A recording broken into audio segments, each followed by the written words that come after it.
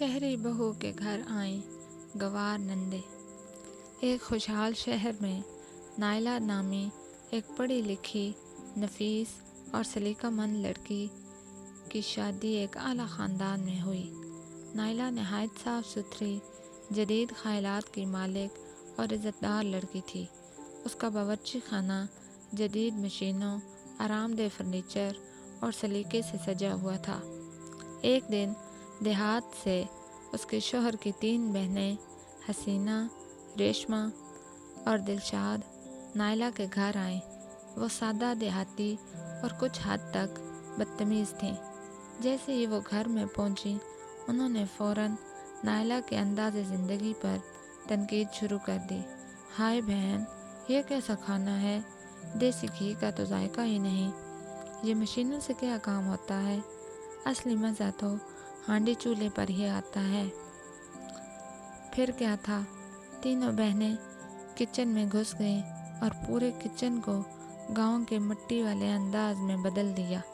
ایک گوبر سے آپلے لگا رہی تھی، دوسرے فرش پر بیٹھی سبزیاں کاٹ رہی تھی اور تیسری فرش پر بیٹھ کر ہنڈیا پکا رہی تھی۔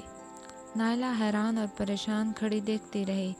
اس کے خوبصورت کچن کی شکل ہی بدل گئی، لیکن نائلہ نے صبر سے کام لیا۔ وہ جانتی تھی کہ محبت اور عزت سے ہی دل جیتے جاتے ہیں۔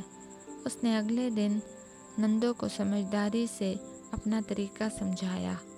دیکھو بہنوں، دیسی انداز اپنی جگہ، مگر جدید دور کی سہولتوں کا بھی فائدہ ہے۔ آپ میرے ساتھ چلیں، میں آپ کو دکھاتی ہوں کہ مائکرو ویو، بلینڈر اور پریشر کوکر سے کتنی آسانی ہو سکتی ہے۔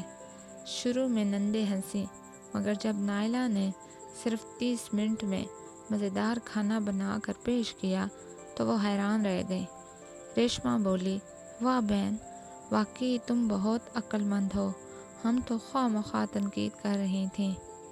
اس دن کے بعد نندیں نائلہ کی مددگار بن گئیں اور شہری بہو اور دیہاتی نندوں کا یہ میل مثالی رشتہ بن گیا۔ سب نے ایک دوسرے سے سیکھا اور محبت اور احترام کے رشتے کو مضبوط کیا۔ اس کہانی سے یہ سبق ملا کہ تہذیب، صبر اور محبت سے ہی خاندان کو جوڑا جا سکتا ہے، چاہے وہ شہری ہو یا دیہاتی۔ اگر ویڈیو پسند آئی ہو تو ہمارے چینل کو سبسکرائب کریں اور اسی طرح کی جادوئی، اخلاقی اور لوک کہانیاں دیکھنے اور سننے کے لیے بیل آئیکن دبائیں۔